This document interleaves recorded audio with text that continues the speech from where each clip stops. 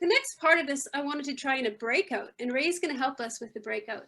But we moved from the quadrant exercise into envisioning a better world in the kitchen table climate conversations, trying to picture what a low carbon world, a greener, healthier, just future would look like together, so that we have a note of hope.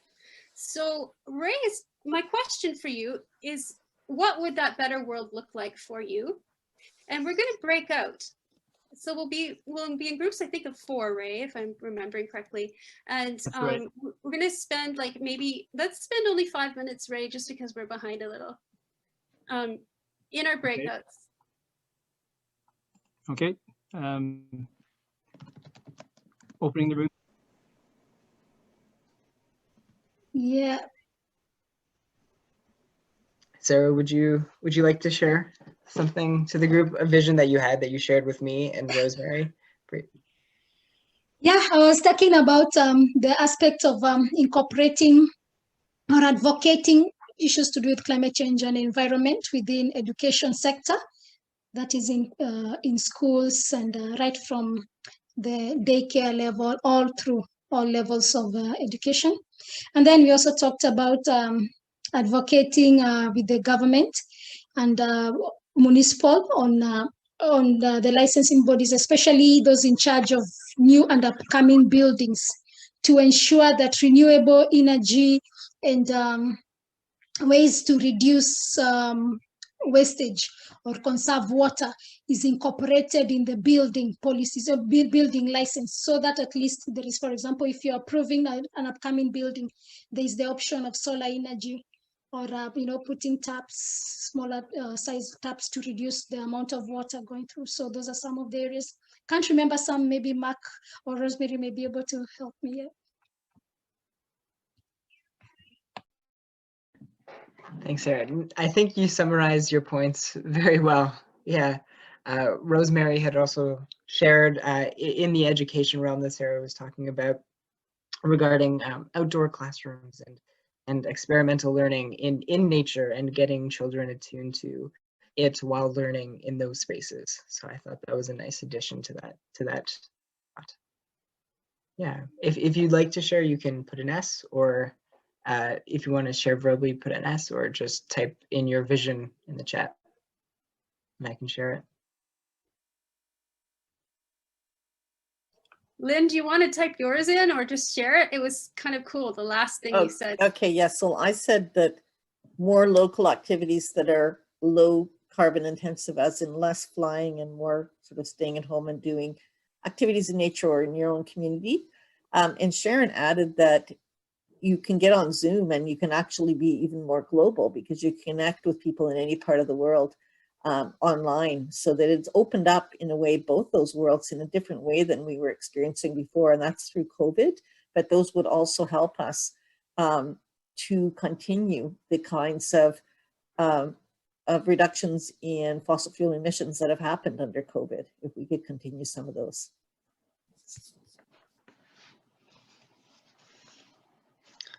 Yeah, I'll add, working at home, I think, some people have found that really freeing, and would like to continue that at least partly. So that's kind of cool as well. I have a few people who I'm going to have share some ongoing actions. This is the actions and solutions part. And I'm just going to screen share a couple of really cool things that are happening. And then I'm going to pass it on to the people in this group that are doing things that are kind of exciting.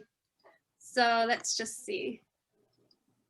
So the actions, some of them that are happening, one of them is this Just Recovery for All movement, where we're demanding, there are 7 shared principles that different groups are using in different ways to ask for a just and green recovery from COVID. And I'm just really, the graphics, they were donated by an artist very kindly, and they're beautiful. They're on the website, Just Recovery for All. And so are the long versions of these principles, like put people's health and well-being first, no exceptions. There's a long version of that, and they're all on that website. And it's also a bunch of groups that are working together for the Just Recovery are on what they call the yellow pages on that site. So you can see different organizations you can support or amplify their messages.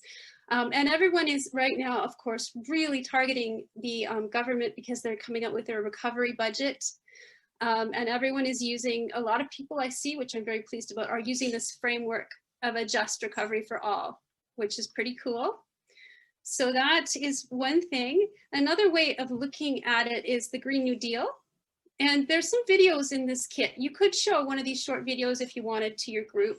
Green New Deal is also a comprehensive, interconnected plan to for justice and climate justice. And so it's kind of cool. There is a bill in the House. There's also a bill for emergency climate action framework. So these are things that we can actually get behind and support. And you might have heard of Drawdown. Drawdown is full of hope.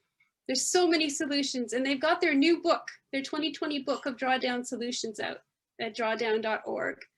And there are probably many access points to support any one of those solutions, like wind energy and education for girls and women. There's a really broad range, and they all are assessed for their climate impact and their social impact. So it's really, really kind of a cool program.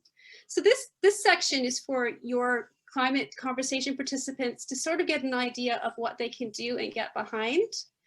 There's a graphic here about intersectional environmentalism you could show on Instagram if you want. Just click the link. And of course, as you saw with me, you'd have to stop share and start share again to work it, which is a bit cumbersome. But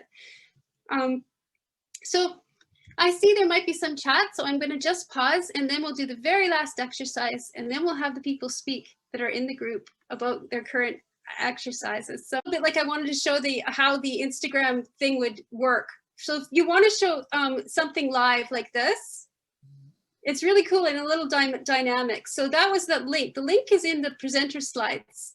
And so you can use it if you want. And this is a definition of inclusive version of environmentalism that advocates for both the protection of people and the planet. It identifies the ways in which injustices happen to marginalized communities and how they are interconnected with injustices that happen to the earth. It brings injustices done to the most vulnerable communities and the earth to the forefront and does not minimize or silence social inequality. Intersectional environmentalism advocates for justice for people and the planet. So that's part of the just recovery as well. And this little Instagram thing from her name is Lei. She has a whole bunch of things that groups like ours can do to make sure that we are being intersectional and inclusive. And so it's really, really cool. And I thought, I said it was complicated to show, but it really isn't, especially if you have this pre-set up on your Safari when you're doing your conversation. And so you just have to make sure that you choose it when you say share. The picture will come up and you have to choose it. And it's not that complicated. And in fact, we're here to help you even with the breakouts. I know that we didn't explain how they were done.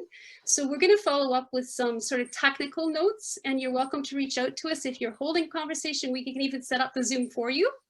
So we're not doing a lot of explanation of the technical stuff tonight, not as much as you might need, but we're here. Please reach out to us if you need to set something up or you need a fuller explanation.